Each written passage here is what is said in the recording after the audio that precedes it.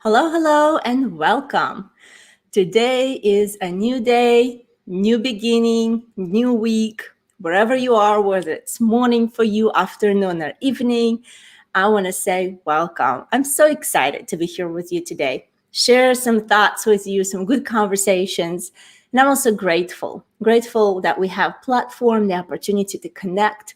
And I'm grateful for you tuning in, joining in, and contributing. I think it is important for us to exchange our experiences, exchange the lessons we learn, and support each other on this journey called life, which sometimes it's up, sometimes it's happy, and sometimes it's down and a little bit gloomy and a little bit scary.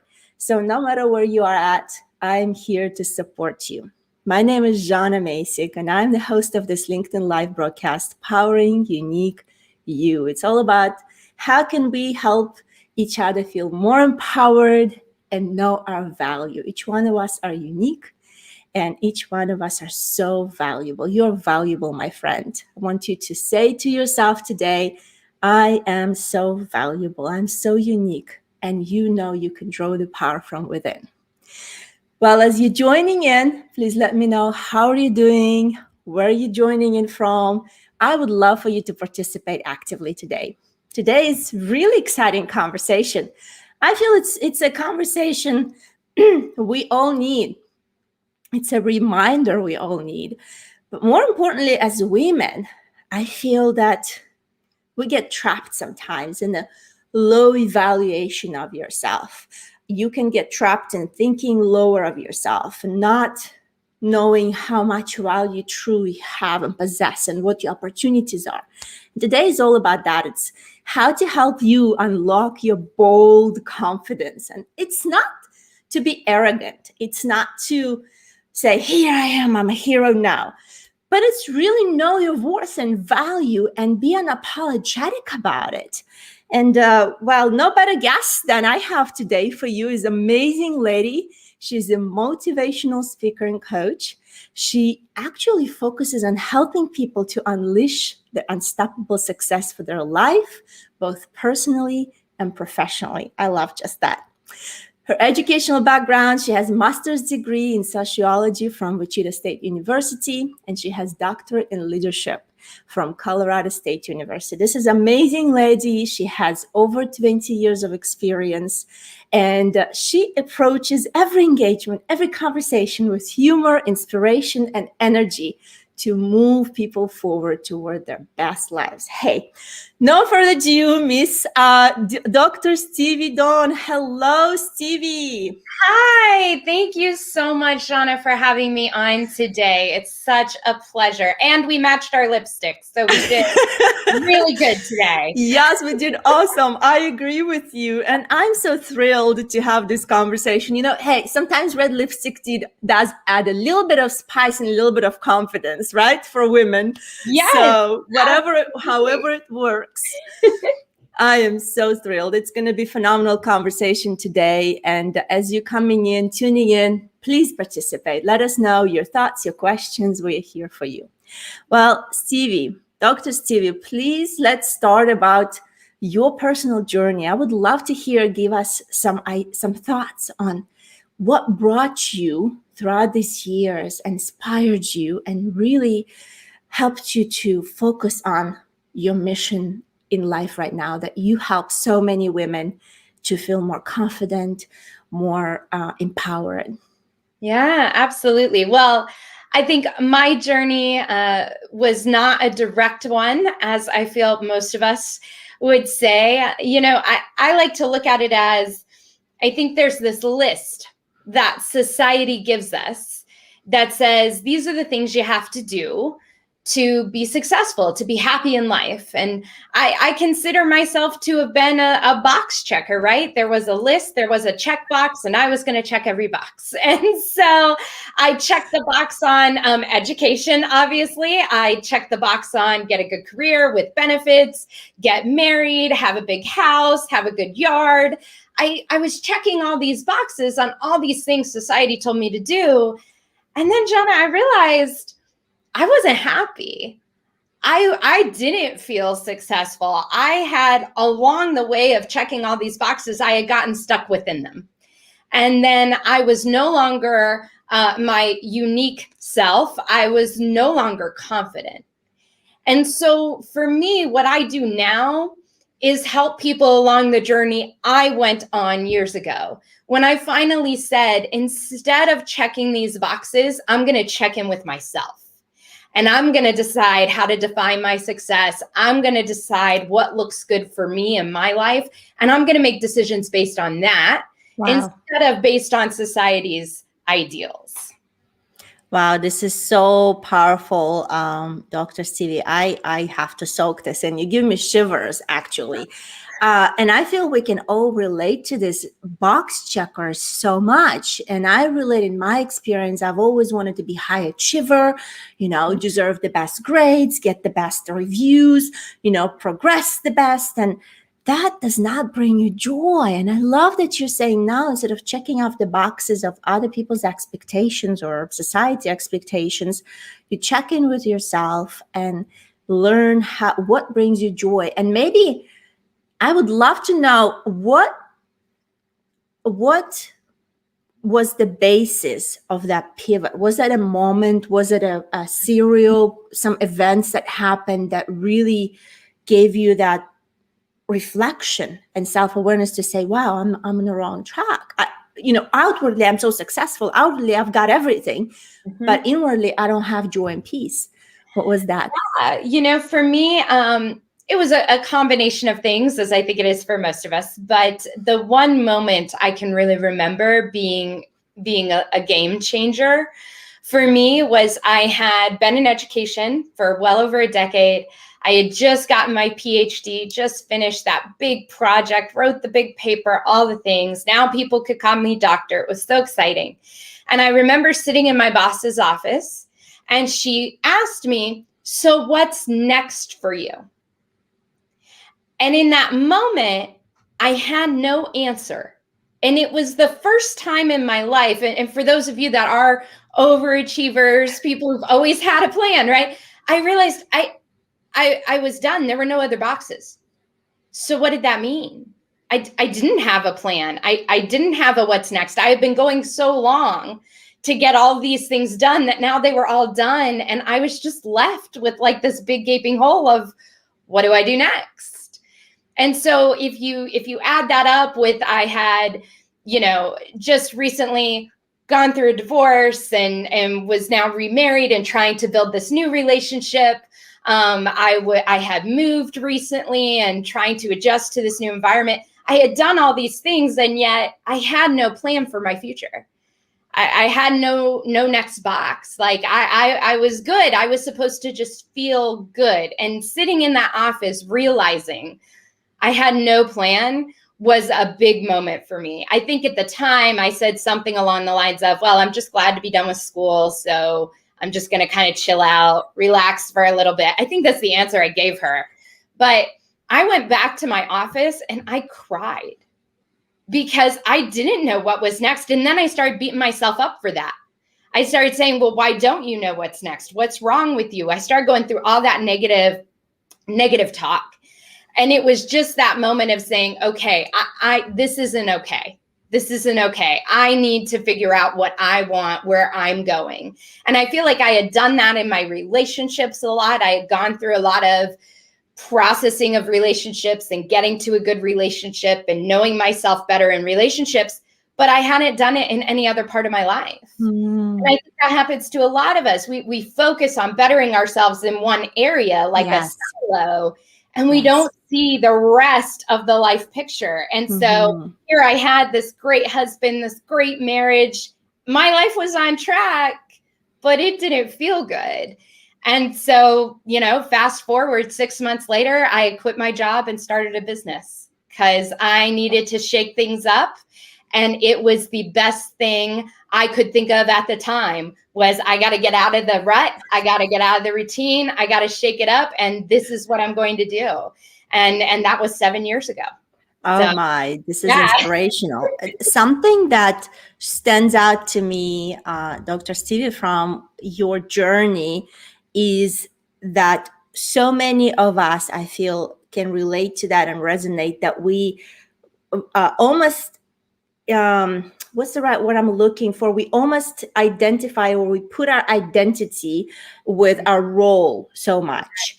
Yes. And when we tie our identity to the role we play, when that role, maybe achieving something, or, maybe it's professional, or for some it's a role of mother, for some it's a role of wife, no matter what kind of role it is. But when you attach who you are to that role, what happens is that you, like you said, you focus on just one thing, and you lose track that you're so much more than just that one role. And then what happens also, I've noticed, when that role is taken away, then you lost. You're like, who am I now? Now I don't have this role. Like many women, they dedicate themselves to raising children, right? They homeschool, they give everything of themselves, and they become identified with being a mother. And then when children grow up and get off the nest, they're like, what do I do with my life? Who am I right now? So it's so important, I feel, at any phase of our life, at any stage, and we all in different stages, to recognize that and to say, wow, wait a minute, stop. I'm so much more than just that one path, or that one role, or that one job that I have. Let me start developing a healthy balance, a healthy approach to other areas of my life. And this is so, so important and valuable. And I love that you're sharing this with your story. And I would love to segue that into mindset. Well, obviously, the mindset drives how we see ourselves, what we think, and it affects our confidence, what we're talking about today. I would love to for you to give us some insights on that. Yeah, absolutely. So in my journey, right? So I shook things up. I started a business. Awesome. Off to the races. Cool. It didn't go as easily as I would have liked, right? Year one, I made $0. Year two, I made $18,000. I'm not getting this, right? Like I spent years just battling that entrepreneurship journey, battling that journey. And what I figured out is I needed a coach, right? I needed somebody to show me the way, because my doing it my way on my own was not working. And so I started looking into coaching and what coaching looked like. And I got a coach. And one of the things I realized at that moment was that as I was talking to my coach, my issue was I didn't believe in myself. And that was a big thing for me, because I thought I've always been a confident person, right? Like I feel like I come across confidently. I've been a speaker for my whole life. I've been an entertainer, a dancer, a performer. I don't have a problem being on stage. I'm confident. But the truth is that confidence wasn't actually up here. Yes. Right? It was just surface level confidence, put on a hat, go out on stage, play the role. But I didn't really believe in myself. And so through coaching, I learned that's what I call head trash, right? Head trash are these thoughts we have in our head that were put there by somebody else, but we've held on to them. That ballet instructor who told me I was fat when I was 8 years old, and I held on to that, right? That guy in high school who didn't want to date me because I wasn't good enough, right? I held on to that. The fact that I wasn't the best in my doctoral program, right? I just got by. I wasn't straight A student anymore.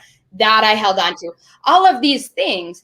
And what it is your head fills up with all these comments, all these statements by other people, and you forget that it's really, how do you feel about yourself? That's the important voice to listen to, but somehow it gets buried in this trash. So I went through this big process of taking out my head trash, shifting my mindset. And the very next year I made $158,000. Oh, wow. And and yes, I did some marketing. I did some other things, but the big change that year, if I'm 100% honest, was all up here. And that's what really shifted me to saying confidence matters. Mindset matters. And I want to teach other people how to do this, because this is what's holding them back. I tell my clients all the time, it is 90% mindset and 10% strategy. Wow. You can have all the strategies in the world, but if you're not confident, if you don't have that mindset to support those strategies, it's not going to work for you anyway. So let's get this part right. And then we can do this part, right? We can write emails, we can send posts, we can prospect, but we got to have our mindset behind that so that it supports us. And that was just something I learned in business. And I've continued to grow that mindset and that confidence. And now I feel like the confidence people see on the outside actually matches who I am on the inside. And that's been really powerful for me. This is truly powerful. Dr. Stevie, you've touched on it, that many of us wear masks, right? You look at people outside and you think, wow, they have achieved this. They're so great with their career. Wow, they're making that X amount of money. Yeah, it can all be just a pretense because there's so many of us, we outwardly show, we are this, like you said, in your performance, you perform well, you put in the role, but internally you do not have that foundation. So how to unlock your bold confidence? What I hear from you saying is truly look inside, and perhaps the best route is to find a coach and to start working with someone who can help you unwrap that onion that those lies that your commentaries that you believe and still tie you down to the earth, to be able to really build who you are truly and be confident in and value yourself in who you are. And that is not an easy task. I am sure that's not an overnight task. It requires some work. It requires some commitment. And I also feel it requires some courage, right? Because it's easier sometimes to live in this pretense world and to turn away and start being real you. Sometimes there's so much in there that it's like scary to unpeel that thing, right? To take off the dust from under the rug that's been swept there for years and years. Wow, this is truly, truly powerful. We have a couple of people joining in. I'm so excited to see you, my friends. Keith is saying, love this. We must learn how to check on ourselves instead of boxes placed upon us by society to define our success. What you describe reminds me that we must conduct our own theoretic inquiry, immerse ourselves into our own research as how we measure success. This is so true about what we talked about. I love that, Keith. Thank you so much for that comment. And I think what he says there at the end is so important, and I would like to highlight it for everybody, is we have to do our own research as to how we define and measure success. Define and measure. I was talking about this just earlier today, so it's kind of funny that it comes up again. I think the universe kind of makes things come up over and over again when you really need to be talking about them. So for me, right, success was always defined based on that checklist. Yes. If I accomplish these things, I am successful. Once I started digging into actually my success is how I feel about my life, how I feel about my work, how I feel in my relationships. That's how I define my success. Wow. I'm successful every day if at the end of the day, I can go, hey, I had a good day. It felt good. I did things that felt easy and fun and aligned with where I'm trying to go. That is my success. If I feel good every day, I am being successful. But I think so often we let society tell us what success is supposed to be, even with entrepreneurs, right? Entrepreneurs, well, I have to have a 6-figure business. I have to have a 7-figure business. This is what defines success. Well, not necessarily. I've worked with clients who 7 figures was easy for them to get to, but they don't want to go to 8. And other people think, why wouldn't you want to go to 8? Like if you're going to 7 figures, you're already making millions. Why not make more millions? And it's because it doesn't align with the rest of their life.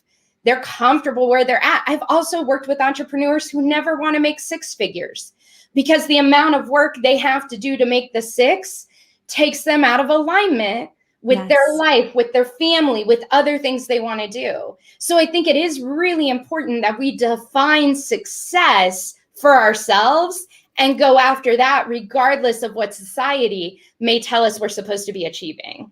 I love it. And also measure it, right? So it's definition, It's having clarity. It's knowing what it looks like for you, and then measure it, right? Do you live up to what you defined for yourself? Because sometimes we also have this success, somewhat of a mindset here, success, but then when we look at our life, we're nowhere close to living it up, in reality. So it is important. I love this comment too, Keith. Thank you so much. Henry saying hello. Henry, so good to see you. We have Jack Jambal, hello, good to have you joining in. I'm really excited for you all to join in. Please leave your comments and thoughts. We're here to serve you. And Dr. Stevie, on what you've shared, I'd like to have you give us maybe some practical tips on what happens when you let your past dictate your future, and maybe how do you break through that prison that holds you back, right? Yes, absolutely. And it's such a great way to define it.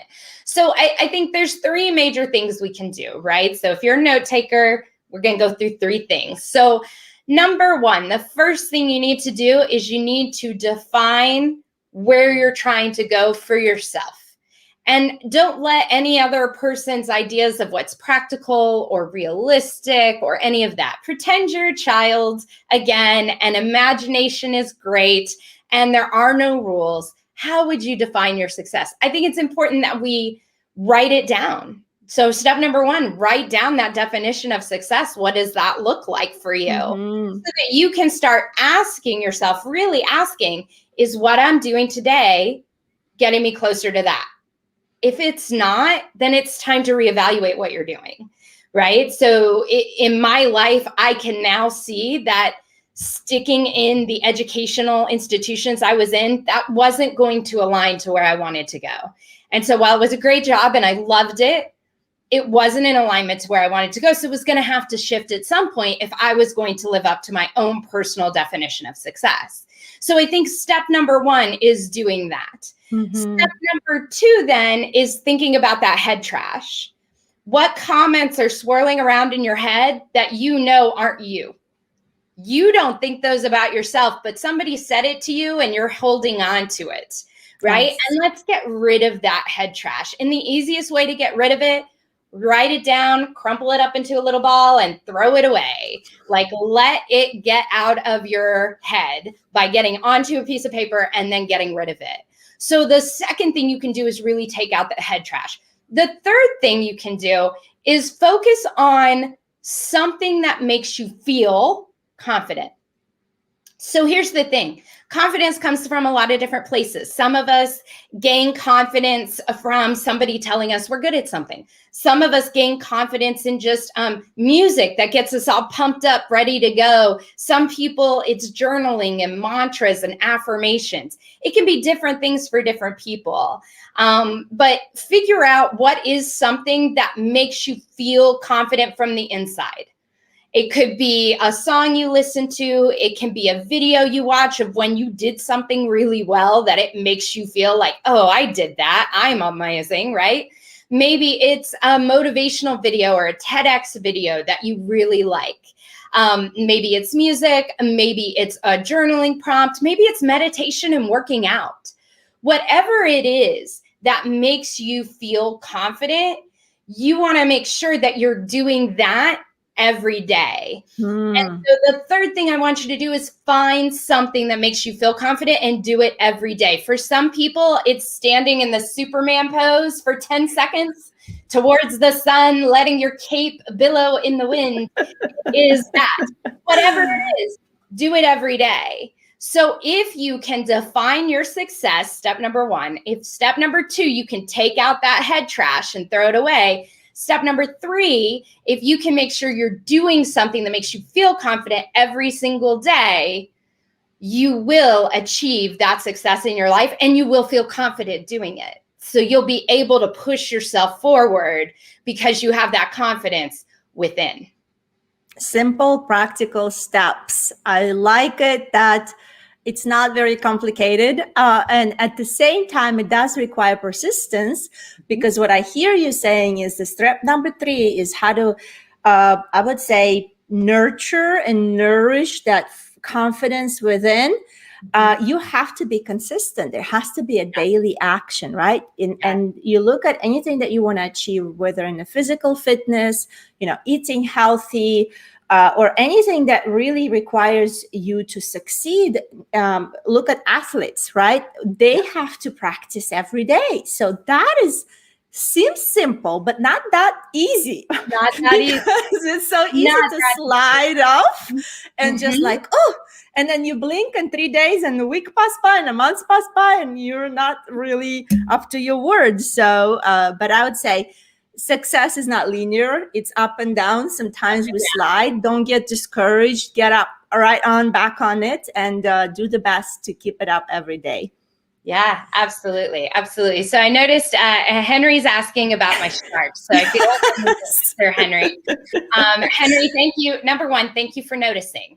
I purposely set up my camera so people can see sharks. So I'm a little sad when they don't ask about that. So that Henry is so much fun. You asked me, and I am very proud of you for that. So sharks are where I get my confidence.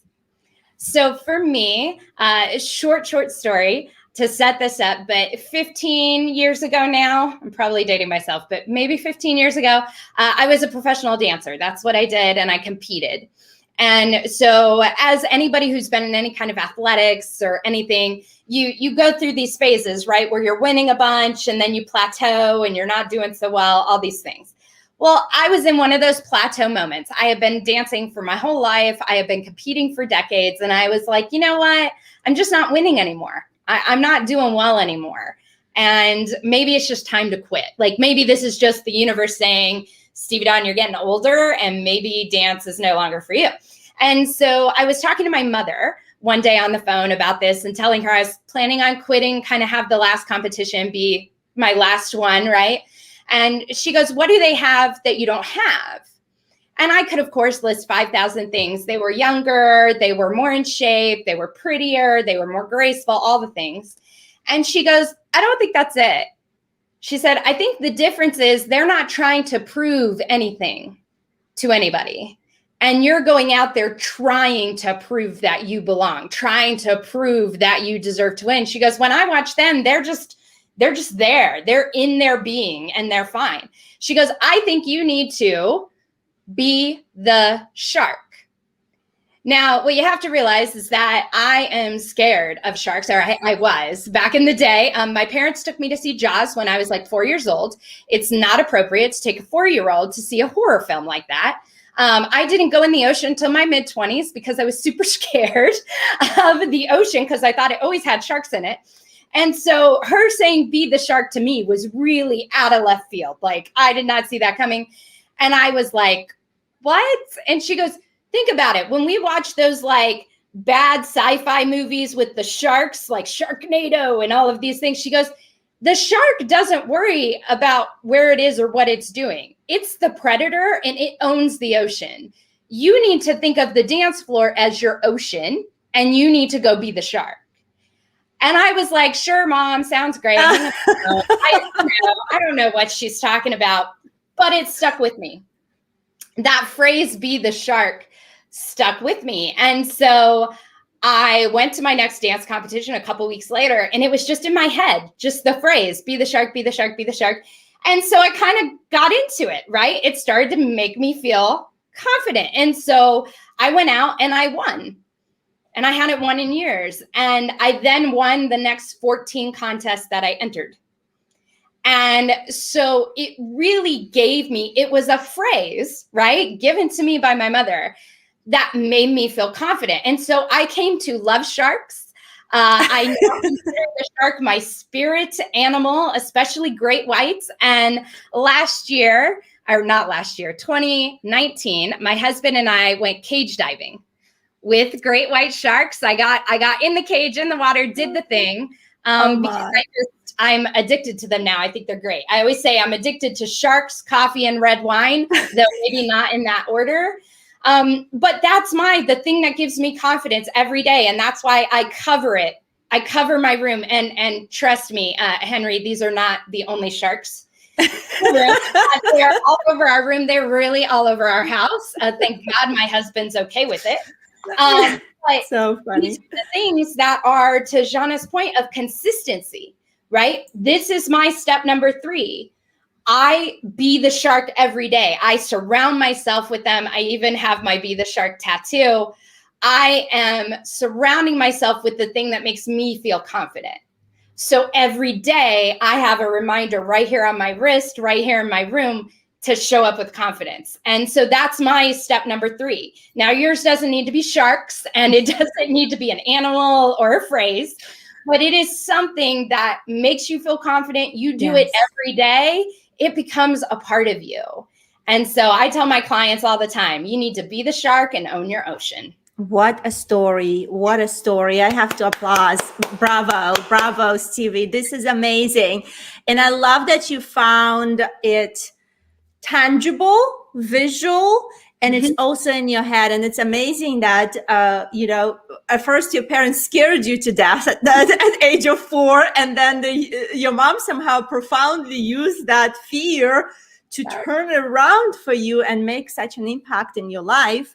And now you've overcame the fear and what held you back from even stepping into the ocean, into this beautiful daily reminder to yourself that you can own this place, you can own your life, you can own the stage, and there is nothing to be afraid of, and truly show up in your beauty and in your uniqueness. I love it. Absolutely wonderful. Thank you, Henry, for asking that. See, he was visually looking at some clues, and I did not see that. And Stevie told me specifically, let's open up a wide screen. Let's not make it small so people can see it. This is beautiful. I love it. Own your ocean, Keith says. Be the shark. Absolutely. Wonderful. Absolutely. And for any of you that love the phrase as much as I do and want to be reminded of it, I actually have a free Facebook group for entrepreneurs. And it literally, you go to Facebook and you search, always be the shark. And we call ourselves the sharks. And we talk about things as sharks and we celebrate as sharks. So if that doesn't scare you, but you want some extra confidence, please come find us on Facebook. It's a fun group. We support each other, but it all comes from that always be the shark comment. I love it. This is wonderful. This is a wonderful place to join for sure. And Stevie, as we wrap it up for today, I want you to give us some practical advice on how to unlock greatness from within. And we've touched, I feel, on that a little bit, but perhaps you could give us something that can be applied, in the next couple of days, in the next week, something that can be tangibly done to move us forward toward unlocking our confidence and matching of who we are on the inside to who we are showing up in the world. Yeah, absolutely. I think then the number one thing we can all do is realize that all we need to do is move it an inch. So I think sometimes what holds us back from stepping into our confidence or stepping into our uniqueness is because it seems like this really big leap, this really big, scary thing. When in reality, all you have to do is move 1 inch at a time, right? I didn't start by covering my house in sharks. I didn't start by getting the tattoo. I started by just writing the phrase, be the shark, on the top of my to-do list. That's how I started. So it's figuring out what is something that will move you just 1 inch in the direction that you want to go. And so I would say if you can take some time this week to think about how you define success, what that looks like for you, and then to say, what's 1 inch, one little step, one little thing I can do to move myself forward, just one piece this week. I think we try and outline all 50 steps way too soon, and it makes it overwhelming, and then we don't take action. Action is super easy to take when it's just one step. That is the action, one step, end of sentence. So if you can take some time this week, envision your success. What does it look like? How are you going to define it? How are you going to measure it? And then if you can just come up with one thing, right? If you're going on a health journey right now, it's do one workout. Don't worry about working out 3 times a week. Just do one. And then tomorrow, see if you can do another one, right? It's 1 inch at a time. We don't get successful by taking huge leaps. That's really not how it works. It's we get there by moving ourselves 1 inch forward every day. And if you move 1 inch every day, you end up miles ahead. But you have to just look at it as one little thing. So if you're working on health, it's one workout. If you're in sales and in business, it's make one more sales call, put out one more post on social media, do one more email. That's it. Just one, not 20, not 500, just one. So if we can move ourselves 1 inch, we'll get to that level of success we're looking for. This is amazing. Simple, yet consistent steps, right? Moving inch by inch. And I like that you mentioned sometimes we have the tendency or desire to make these big leaps and to say, oh, I'm going to jump off. I'm going to just do this and drive ourselves into the insanity. Well, it burns us out and then it's unsustainable. Yeah. Because if you look at the habit changing, how do we change our habits? We're changing small increments at a time. So I love your advice on move inch by inch. Focus on one simple thing that you can do every day to move yourself towards success, and perhaps even writing it on your today's agenda. What is that inspirational quote? Be the shark, be the light. For me, I'm thinking about it, be the light. It's, shining in darkness and bringing joy to people. And moving ourselves toward that. I think this can be a game changer. So thank you so much for sharing your wisdom today. Well, thank you for having me. It's been a pleasure. And thank you to all of you in the comments interacting. Makes it so much better for all of us giving out this content and being here live with you when we have those comments. So thank you to all of you for showing up, not just for us, but for yourselves today as well. So thank you. Fantastic. My pleasure. Thank you for again. Wow, this was inspiring, insightful conversation. I feel so much practical tips. I hope you take your notes. I hope you write down your definition of success. This has prompted me to sit down today and think about it, get more clarity, and also define what can I do incrementally, inch by inch every day to move myself toward what I desire to create in my life. And that, my friend, can help you unlock your bold confidence. And that's all about it today. Thank you so much for joining in. It's been a privilege to be here with you, and I will see you again next week. And until then, be well and keep powering unique you.